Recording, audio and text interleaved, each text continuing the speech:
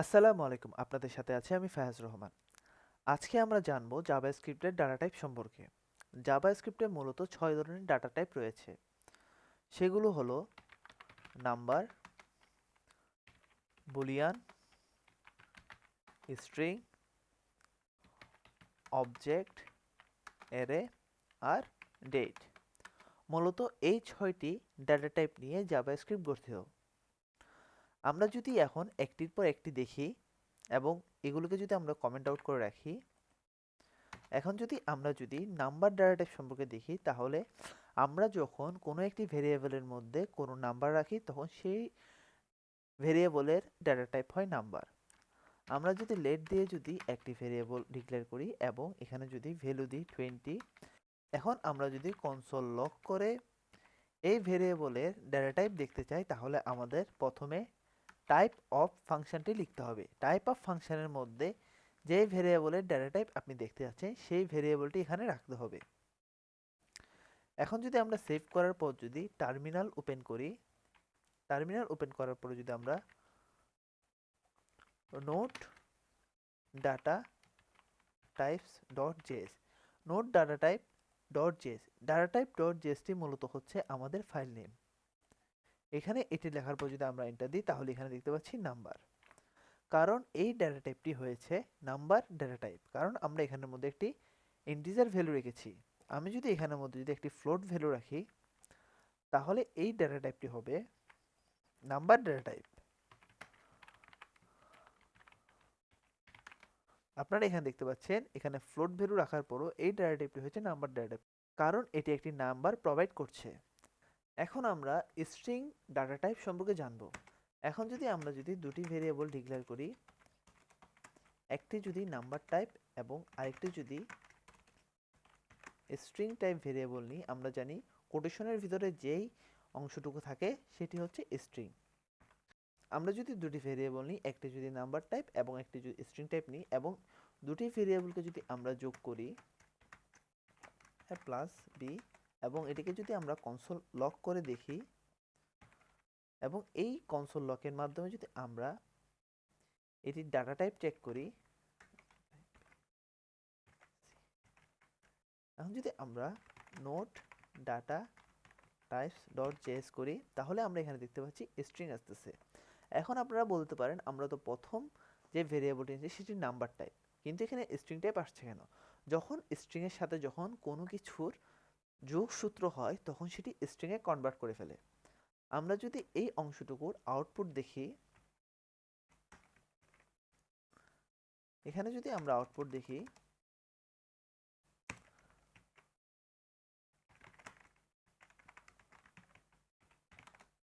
তাহলে এখানে দেখতে পাবো আমরা 2030 শো করছে। এখন আপনারা বলতে পারেন বিশের সাথে যখন আমরা 30 যোগ করি তখন তো আমাদের 50 আসার কথা, এখানে 2030 শো করছে কেন? এর কারণ হচ্ছে যেহেতু 30 যে নাম্বারটি আছে সেটি স্ট্রিং টাইপ, সেহেতু নাম্বার টাইপ যে ভেরিয়েবল 20 আছে সেটির পাশে 30 স্ট্রিং টাইপ ভ্যালুটি বসে গিয়েছে, যার কারণে এটি হয়ে গেছে 2030। এখন আপনারা বলতে পারেন আমরা যদি স্ট্রিং টাইপের মধ্যে যদি ভেরিয়েবল দিয়ে ফেলি কখনো ভুলে, তাহলে আমরা কিভাবে এটির সলিউশন করব?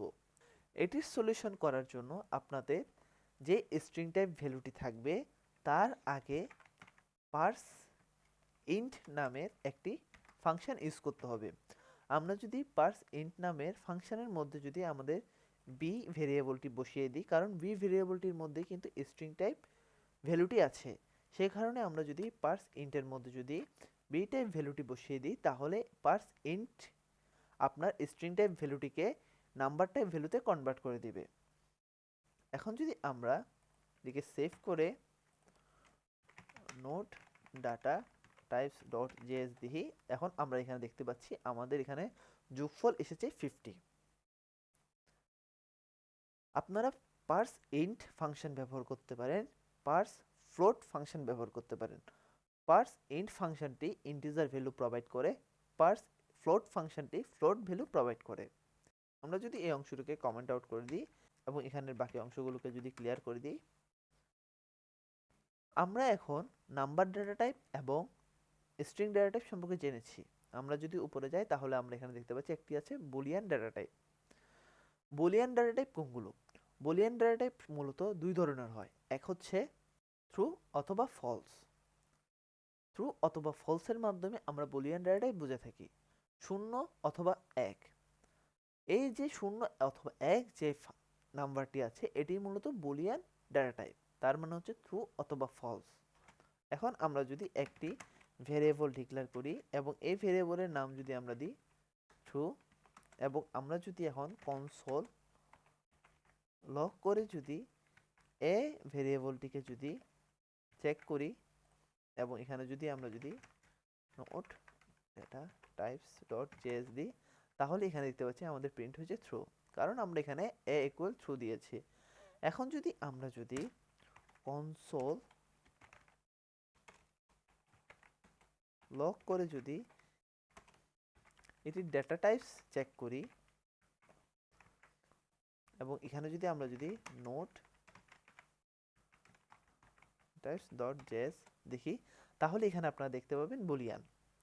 এর কারণ কি? এর কারণ হচ্ছে আমরা আগেই বলেছি ট্রু অথবা ফলস যখন থাকে তখন সেটি বুলিয়ান ডেটা টাইপ প্রোভাইড করে।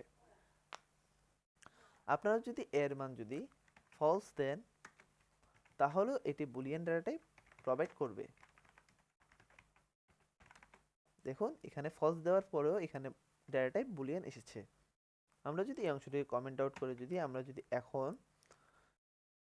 অবজেক্ট ডেটা টাইপ সম্পর্কে জানি, আমরা যদি এখন যদি অবজেক্ট ডেটা টাইপ সম্পর্কে জানি তাহলে আমাদের একটি অবজেক্ট ডেটা টাইপ ডিক্লেয়ার করার জন্য কিছু ইনফরমেশন লাগে।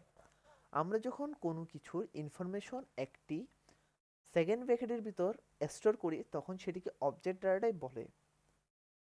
চলুন দেখে আসি। কনস্ট্যান্ট পারসন, যদি আমরা যদি একটি পারসনের ইনফরমেশন যদি সেকেন্ড ব্র্যাকেটের ভিতর রাখি, আমরা যখন সেকেন্ড ব্র্যাকেটের ভিতর কোনো কিছু রাখবো তখন সেটি অবজেক্টে প্রকাশ করে। আমরা যখন পারসনের ইনফরমেশন ধরুন নেম রাখলাম FRN, কমা তারপরে আইডি এবং ক্লাস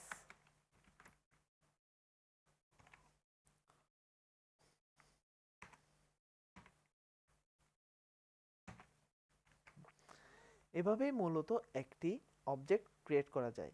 এসব অবজেক্ট সম্পর্কে আমরা পরের লেকচারগুলোতে দেখব।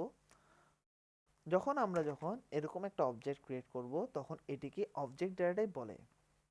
আমরা যদি এই অংশটুকুর ডেটা টাইপটি চেক করি, কনসোল লগ টাইপস পারসন দিয়ে যদি আমরা যদি এখানে note data types dot JS দিই, তাহলে আপনারা এখানে দেখতে পাবেন এখানে অবজেক্ট শো করছে। তার মানে হচ্ছে এই ডেটা টাইপটি হচ্ছে অবজেক্ট ডেটা টাইপ। যখন আমরা সেকেন্ড ব্র্যাকেটের ভিতর কোনো কিছু রাখবো তখন সেটি অবজেক্ট ডেটা টাইপ হিসেবে প্রকাশ করে।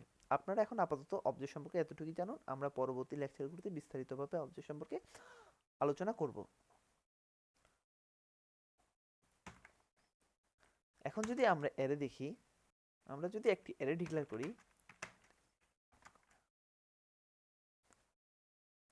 আমরা যখন সেকেন্ড ব্র্যাকেটের ভিতর কোনো কিছু রাখি তখন সেটি অবজেক্ট প্রকাশ করে। আমরা যখন কোটেশনের ভিতর কোনো কিছু রাখি তখন সেটি স্ট্রিং প্রকাশ করে। কিন্তু আমরা যখন কোনো কিছু থার্ড ব্র্যাকেটের ভিতর প্রকাশ করি তখন সেটিকে অ্যারে বলে। আমরা যদি এখানের মধ্যে যদি কিছু সংখ্যা লিখি তখন সেটি হয়ে যায় অ্যারে। আমরা যদি এখানে যদি এটিকে যদি কনসোল লক করে দেখি এবং এটির ডাটা টাইপ যদি আমি চেক করি,